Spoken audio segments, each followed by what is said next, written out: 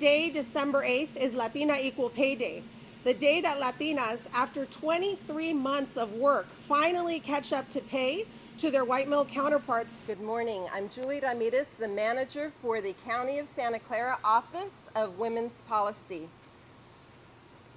Latinas are one of the fastest growing, most powerful groups in the United States. That's right.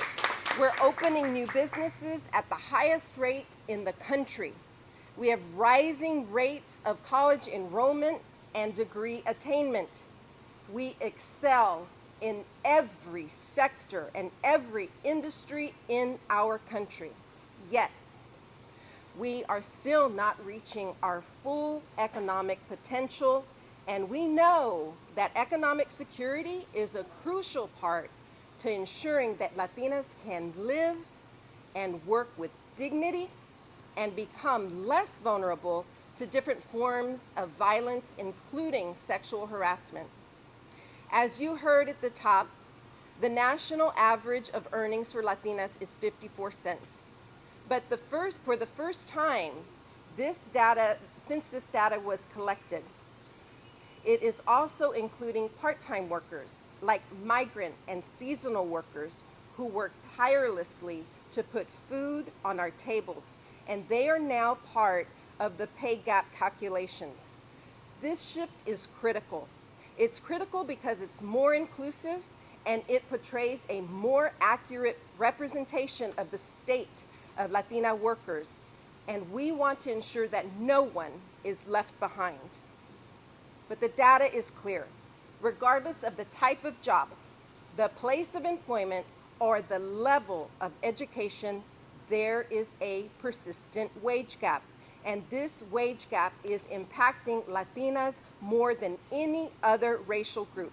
And it is rooted in racism, and it is rooted in sexism, and we cannot tolerate that anymore. So today, we are naming it, and we are sharing steps that you can take to correct this wrong. If you are a business owner, a manager, an executive, a decision maker, or HR personnel, you have the ability to conduct in-house reports that disaggregate data to identify pay disparities among your employees and come up with solutions that allow Latina workers to achieve their highest potential. You have the ability to look at your hiring and promotional practices to determine, are they fair? Are they equitable? Do they represent the population in which I live? To address the Latina pay gap, these efforts must be routine and they must be intentional. If you are an employee, you must know your rights. You need to know that you can discuss your salaries with your coworkers to find out if you're being paid fairly.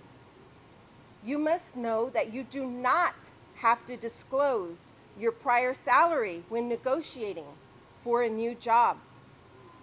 The County of Santa Clara is here as a resource for you. The County of Santa Clara offers trainings to employers on family-friendly workplace policies. It will keep you up to date on current laws, and it will provide you with suggested practices so that you can build a strong workforce. We also offer worker rights trainings for employees so that you are prepared when you are negotiating for your new pay, looking for a new job, and understanding your rights. Latina Equal Pay Day is about recognizing the work of Latinas and ensuring that their contributions are compensated fairly. Latinas are just as qualified, just as skilled, just as educated, and just as worthy of all other workers to be paid for what they have earned rightfully and for the contributions that they have made to our country. Thank you.